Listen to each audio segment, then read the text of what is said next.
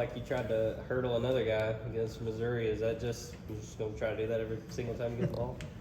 Nah, honestly, I don't even think like going on in my head. I just ended up in the air, and then I looked at it, I was like, yeah, it don't look too good from this point, but I don't know. It just happens. Is the leg to the face like a new strategy for breaking tackles, or is that just like how it goes? Yeah, it's just kind of how it went. Have the coaches said anything about you trying to hurdle them? Are they saying, hey man, stay on the ground, we need to keep you healthy, or are they comfortable with you getting up in the air? Yeah, it's coaches, friends, people like that. They know with my previous injury. They'll just be smart with it and just go from there.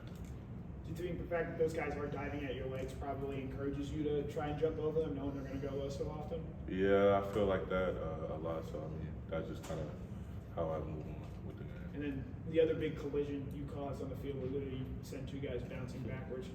Walk me through that play and what you saw, and then see them on the ground when you get up. I just ran my route, and it was a guy trailing on me.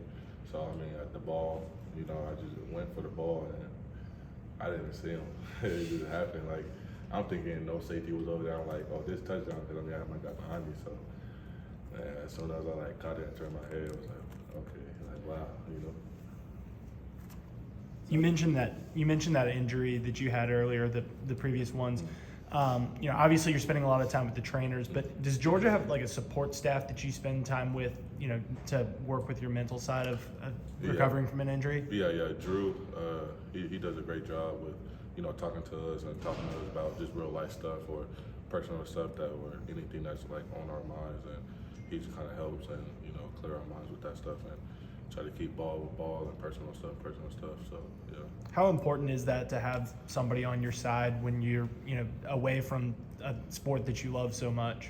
I feel like that's very important. When you go on the field, you just want to play the best as you can, and if you think about other stuff, and that may get it, in the way of you playing your game. So yeah, very important. We talked to you a few weeks ago about Coach Hill coming in and joining the staff. Just what do you think about how he settled in, and how he's gotten adjusted?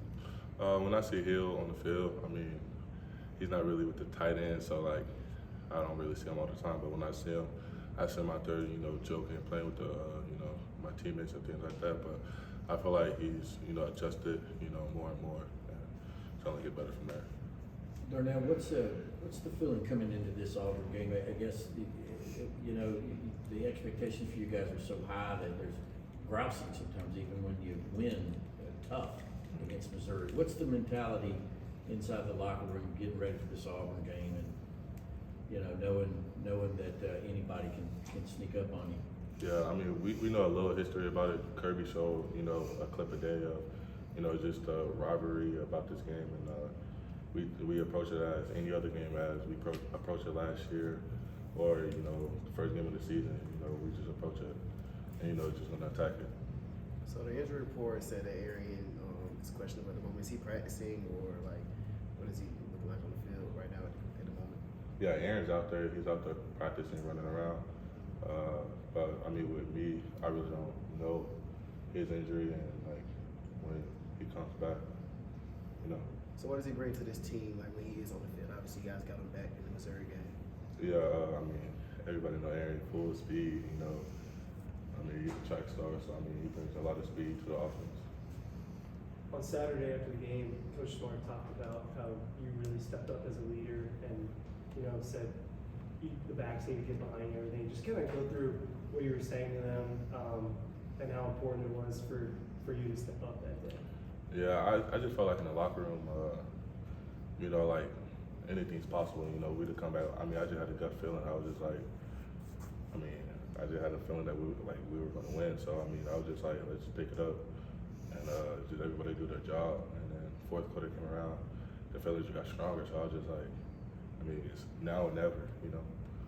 Was that a spur of the moment type thing? Was that something you were thinking about actually going into the locker room in that game? Yeah, you just said that. That you were thinking about it? Or? Yeah, that I was thinking about it. Going into the locker room at halftime, I was just like, man, there's a lot of game left.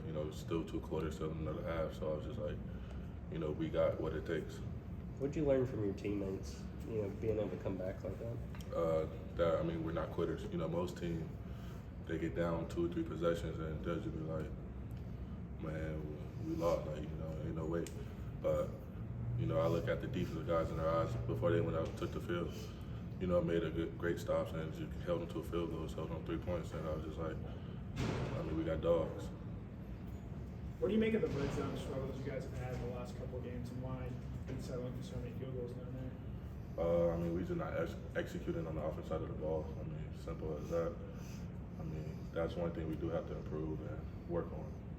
So you guys have had some slow starts in the past few games. What has been Coach Smart's message to you guys going in each one of these games and trying to fix that going into the Auburn game? I mean, he always try to push us to, you know, start better.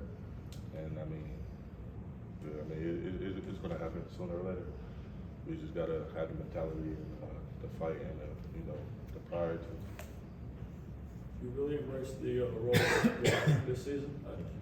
How does blocking, and especially on the play where Brock Bowers broke free against Kent State, I saw you made a big block and you're celebrating running 50 yards down to the end zone.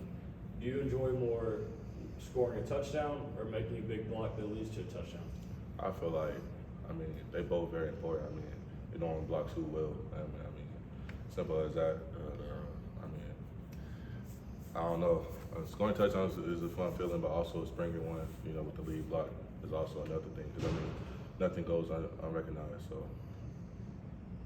You're always putting guys in the dirt. Do you have a pancake count? Amount of guys you put in the dirt? No, I actually don't. I just live life and just play the game to the fullest. Obviously, it's a big loss with AD being out, but what do you think the other wide receivers and the tight ends have gained from, you know, that loss and kind of just next man up? I feel like with the younger guys like Dylan Bell and guys like that, it just boosted their mentality to come out and just be the next guy, you know, stepping up. And speaking of like adversity and stuff, you guys have obviously ended games in different ways that people didn't expect. But what do you think that you guys have gained with winning games in different ways, not just blowing people out? I feel like it's just, you know, battle test us in many ways, and I mean, it just helped the team and just shows the team that like anything's possible. Being down or just blowing the team out, you know, just getting the young guy reps as well. So, you know, it's just good all around. You guys feel humble losing the #1 spot? I mean, me personally, I don't really pay attention to the rankings or things like that, but I feel like most guys on the team, yeah. And can you speak your relationship with Amarius Mims? You said y'all were roommates last year. Yeah. Me and Mims, we go way back since high school, you know, the football camps, things like that.